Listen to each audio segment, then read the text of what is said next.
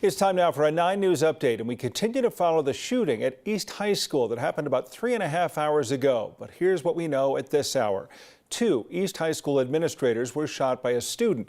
That student had a previous security protocol in place, meaning that student was to be patted down whenever he entered the building every day. That student did shoot those 2 administrators in a private room this morning in the office as he was being patted down. Those 2 administrators have both been taken to Denver Health. One is in surgery in critical condition. The other is in serious conditioning but awake and talking. As far as the suspect, he is not yet in custody. He's described as a black male with an afro, last seen wearing a hoodie that had an astronaut on it. Again, a student at the high school. Right now, we want to head over to East High School. That's where Luis De Leon has been standing by this morning. Luis, the chief of Denver Police, Ron Thomas, spoke more about the student just a little while ago. He certainly did, Tom, and we now know also that there happened to be 2 paramedics inside of the school at the time of the shooting. Those paramedics were responding to a completely separate allergic reaction call. Mayor Hancock said he was hopeful that because those paramedics responded right away to the 2 administrators who had been wounded in this, that would help with their chances here to be okay as they can at the hospital right now. As for here at the scene, it is much quieter than when we first arrived early this morning at around 10 o'clock. You can probably see over my shoulder the perimeter that law enforcement has set now for Denver East High School is much further in, closer to the school. Investigators are continuing to obviously talk with each other, investigate this particular scene, but we've stopped seeing that large stream of students coming out from that school. So and also what we know now is that there was a certain protocol in place for searching that particular student. Here's what Chief Thomas had to say about that.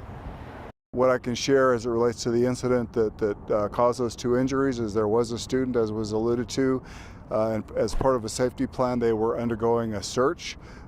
During that search, obviously a weapon was retrieved, a handgun was retrieved, and several shots were fired, striking those 2 individuals.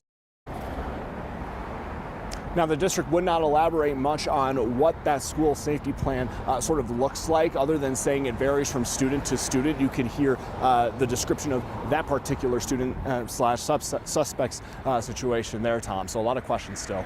All right, Luis, thanks for keeping us up to date. What's happening at East High School? Of course, that has been the center of attention before. This happened about 6 weeks after a student, Luis Garcia, was shot just outside that same campus, and he died about 2 weeks later.